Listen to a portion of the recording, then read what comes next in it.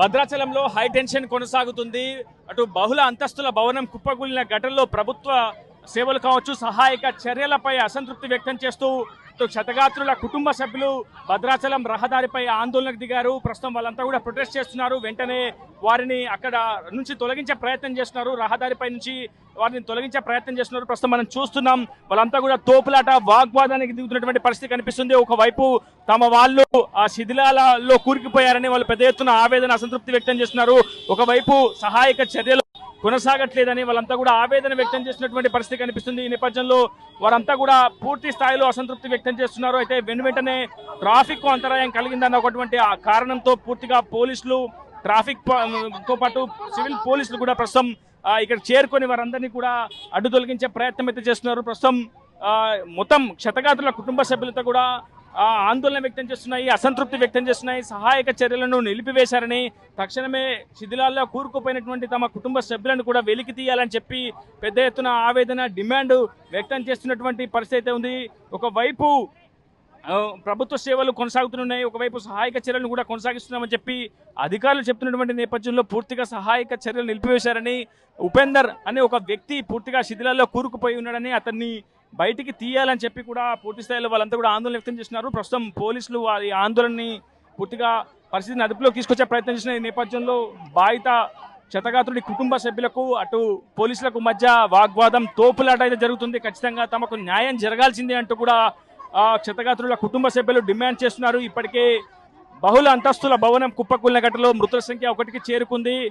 కామేశ్వర్ అనే ఒక తాపీ మేస్త్రి మృతి చెందాడు. జగదీష్ కాలనీకి చెందినటువంటి వ్యక్తి. ప్రస్తుతం మరొక వ్యక్తి ఉపేందర్ అనే తాపీ మేస్త్రి కూడా బహుళ అంతస్తుల భవనం శిథిలాల్లో కూరుకుపోయాడని చెప్పి సమాచారం అయితే అందుతుంది. అతన్ని వెలికి తీసేందుకు కూడా ఎన్డీఆర్ఎఫ్ బృందాలు, సహాయక బృందాలు పూర్తి స్థాయిలో సహాయక చర్యలు కొనసాగుతున్నటువంటి నేపథ్యంలో అకస్మాత్తుగా బాధితుల కుటుంబ సభ్యులు, జగదీష్ కాలనీ వాసులు చాలా అధిక సంఖ్యలో రహదారిపై బైఠాయించి నిరసన వ్యక్తం చేస్తున్నారు. వెంటనే ఇక్కడ చేరుకున్నటువంటి పోలీసులు వారి ఆందోళనను కూడా అడ్డుకునే ప్రయత్నం అయితే చేస్తున్నారు. ఖచ్చితంగా ప్రభుత్వ సహాయక చర్యలు కొనసాగుతూనే ఉంటాయి. పూర్తిగా క్షతగాత్రులను బయటికి తీసుకొచ్చేందుకు ప్రయత్నం చేస్తున్నామని చెప్పి పోలీసులు చెప్తున్నారు. కానీ పూర్తిగా సహాయక చర్యలు నిలిపివేశారంటూ కూడా ప్రస్తుతం పోలీసులతో బాధిత కుటుంబ సభ్యులు ఆందోళనకు దిగుతున్నటువంటి పరిస్థితి కనిపిస్తుంది. ప్రస్తుతం మనం చూస్తున్నాం వాళ్ళంతా కూడా పోలీసులతో వాగ్వాదానికి దిగుతున్నారు. తమకు న్యాయం జరగాల్సిందే అంటూ కూడా వాళ్ళు ఆందోళన, అసంతృప్తి వ్యక్తం చేస్తున్నారు. ప్రభుత్వానికి వ్యతిరేకంగా గలం విప్పుతున్నారు. ప్రస్తుతం లారీకి అడ్డంగా వచ్చే ఒక వ్యక్తి బైఠాయించినటువంటి పరిస్థితి కనిపిస్తుంది. పోలీసులు అతన్ని లాక్కెళ్లే ప్రయత్నం చేస్తున్నారు. ప్రస్తుతం పరిస్థితి ఉద్రిక్తతకు దారితీస్తుందనే చెప్పుకోవాలి.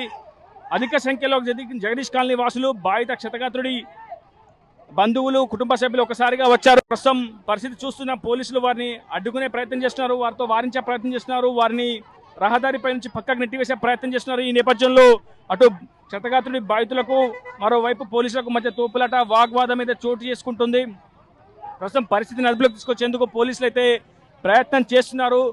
ఇప్పటికే మృతుల సంఖ్య ఎంతకు చేరుతుందనే అంశంపై ఒక క్లారిటీ రావాల్సింది. లోపల శిథిలాల్లో ఎంతమంది కూరుకుపోయారో కూడా ఒక క్లారిటీ లేదు. ఒకవైపు అడ్డా కూలీలు కావచ్చు, తాపీ మేస్త్రీలు కూడా ఇద్దరు అందులో చిక్కున్నట్టు సమాచారం అందుతుంది. కామేశ్వర్ అనే ఒక వ్యక్తిని బయటికి తీసేందుకు ప్రయత్నం చేస్తారు. అతను రెస్క్యూ చేసేందుకు కూడా సహాయక చర్యలు, సహాయక బృందాలు అయితే పనిచేస్తాయి. అయితే ఈ నేపథ్యంలో కామేశ్వర్ అనే తాపీ మేస్త్రి మృతి చెందారు, చికిత్స పొందుతూ. మరోవైపు మరొక క్షతగాత్రుడు ఉపేందర్ ప్రస్తుతం శిథిలాల్లోనే చిక్కుకున్నట్టు సమాచారం అవుతుంది. అయితే ఇప్పటి వరకు సహాయక చర్యలు చేపట్టకపోవడంపై ప్రస్తుతం బాధితుల కుటుంబ సభ్యులు అయితే ఆందోళన వ్యక్తం చేసినటువంటి పరిస్థితి కనిపిస్తుంది. ప్రస్తుతం వీరితో మాట్లాడించే ప్రయత్నం చేద్దాం. అన్న, ఏమైంది అసలు, ఎందుకు ఆందోళన చేస్తున్నారు?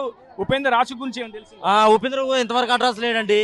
నిన్న మధ్యాహ్నం 1 గంటకు పడ్డాడు, ఇంతవరకు అడ్రస్ లేదు. ఇప్పుడు మేము అక్కడ నుంచి వచ్చిన మా ముదిగొండ మండలం, ఖమ్మం జిల్లా మాది. అక్కడ నుంచి వచ్చి పిల్లగాళ్ళు వేసుకొని, చిన్న పిల్లగాళ్ళు వేసుకొని వచ్చి ఇగో ఈ పరిస్థితి అయింది. ఇంత ధర్నా చేసినా కానీ పోలీసులు పట్టించుకోవట్లా. అది పరిస్థితి మాది. అంత దూరం నుంచి వచ్చినా కానీ ఇక్కడ పోలీసులు పట్టించుకోవట్లా. ఇంతవరకు మిషన్ స్టార్ట్ చేయాల. ఏమంటారు, మిషన్ ఎందుకు స్టార్ట్ చేయాలంటే? స్టార్ట్ చేయమంటే ఇప్పుడు స్టార్ట్ చేస్తున్నాం అంటున్నారు. తెల్లారు ఆఫ్ చేశారు. అది జరిగింది పరిస్థితి. ప్రస్తుతం పొద్దున నిన్న అయింది. ఇప్పుడు భారీ తీయట్ల ఉపేంద్ర పేరు నమ్మరి కాలనీ ఇప్పుడు తీయట్లు మేము ధర్నా చేస్తున్నాం. దానివల్ల అది పోలీసు వాళ్ళు పంపించుకో, వాళ్ళు లోనికి మమ్మల్ని పంపించట్లా.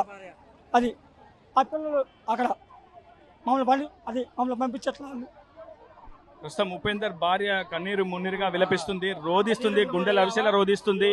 ఆమె తనకు న్యాయం కావాలంటూ కూడా డిమాండ్ చేస్తున్నటువంటి పరిస్థితి కనిపిస్తుంది. ప్రస్తుతం వారంతా కూడా కన్నీరు మున్నీరుగా విలపిస్తున్నటువంటి పరిస్థితి కనిపిస్తుంది. చేస్తున్నారా మాకు? ఇంతవరకు శవాలు బయటకు తీసారా చెప్పండి మీరే. అవుతుంది ఇప్పుడు ఎప్పుడో 3ంటికి పడ్డాడు, ఇంకా తీయరా? పోలీసులు ఇందుకేనా ఉన్నది? వీటికైతే ఉంటారు. మమ్మల్ని కొడుతున్నారు. ఇదేనా న్యాయం మాకు? ఇదేనా న్యాయం మాకు? వాళ్ళు నేరుగా ప్రశ్నిస్తున్నారు. 6 మంది ఉన్నారు, 6 ప్రాణాలు పోతాయి అక్కడ. వారు నేరుగా ప్రశ్నిస్తున్నటువంటి పరిస్థితి కనిపిస్తుంది. తమ కుటుంబ సభ్యుడు శిథిలాల్లో కూరుకుపోయాడని, తమ కుటుంబ సభ్యుని వెలికి తీసేందుకు ఎందుకు సహాయక చర్యలు కొనసాగించట్లేదని చెప్పి వాళ్ళు ప్రభుత్వాన్ని ప్రశ్నిస్తున్న పరిస్థితి కనిపిస్తుంది. నిన్న మధ్యాహ్నం 2:30 ప్రమాదం జరిగితే ఇప్పటి వరకు అతను బ్రతికున్నాడో లేదో అన్న అంశం తెలియక మనోవేదనకు గురవుతున్నామని చెప్పి క్షతగాత్రుల కుటుంబ సభ్యులు ఆందోళన చెందుతున్నారు. అసలు తమ కుటుంబ సభ్యుడైనటువంటి ఉపేందర్ అసలు మరణించాడా, చచ్చిపోయాడా, బ్రతికున్నాడా అన్న అంశాన్ని కూడా కనీసం తెలియజేయట్లేదు పోలీసులు, అధికారులు అని చెప్పి చెప్తున్నారు. ప్రస్తుతం వాళ్ళ ఆందోళన కూడా తీవ్రతరమైనటువంటి పరిస్థితి కనిపిస్తుంది. ప్రస్తుతం పోలీసులు భారీ సంఖ్యలో ఇక్కడికి చేరుకుంటున్నారు. వారిని వారించే ప్రయత్నం అయితే చేస్తున్నారు, వారిని అరెస్ట్ చేసే అదుపులోకి తీసుకునే ప్రయత్నం అయితే చేస్తున్నారు. ఈ నేపథ్యంలో కొంత ఉద్రిక్తమైనటువంటి వాతావరణం ప్రస్తుతం ఇక్కడ నెలకొంది. కుటుంబ సభ్యులను, క్షతగాత్రుల బంధువులను కూడా అదుపులోకి తీసుకునే ప్రయత్నం అయితే చేస్తున్నారు. ఎంత చెప్పినప్పటికీ పోలీసుల మాటలు వారు వినకపోవడంతో వారిని అరెస్ట్ చేసే ప్రయత్నం అయితే చేసినటువంటి పరిస్థితి కనిపిస్తుంది. ఇది భద్రాచలం నుంచి పూర్తిగా ఛత్తీస్గఢ్, ఒరిస్సా, ఆంధ్రాకు వెళ్లే ప్రధాన రహదారి కావడంతో భారీగా ట్రాఫిక్ అయితే స్తంభించిపోతున్నటువంటి పరిస్థితి కనిపిస్తుంది. వాళ్ళని ఈడ్చికెళ్లి లాక్కెళ్లే ప్రయత్నం పోలీసులు చేస్తున్నారు.